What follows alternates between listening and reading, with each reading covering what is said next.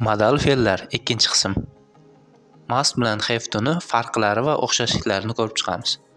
Must shart degani o'sha ish harakatni o'z ichingizdan agar xohlab turgan bo'lsangiz, buni must bilan berasiz. Misol uchun, I must get an IELTS certificate. Men IELTS sertifikati olishim shart. Buni o'sha ishni qilishingiz shart va uni o'zingiz ham xohlaysiz. Have to esa majburiyat, majburman deb tarjima qilinadi. Have to bilan beriladigan gap o'sha ishni xohlamaysiz, lekin o'sha ishga majbursiz. Misol uchun, I have to wear a school uniform. Men maktab formasi kiyishga majburman. Bu yerda qonun qoida shunaqa, lekin bu ishni qilishingiz ham shart.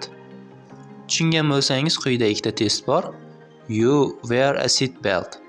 Seat belt bu mashinani kamari. Siz remen taqishga majburmisiz yoki shartmi? A yoki B javob bo'ladi. Ikkinchisi, I feel sick. Men kasalman. I go to the doctor. Doktorga ko'rinishingiz shartmi yoki majburmisiz? Kommentda yozib qoldiring.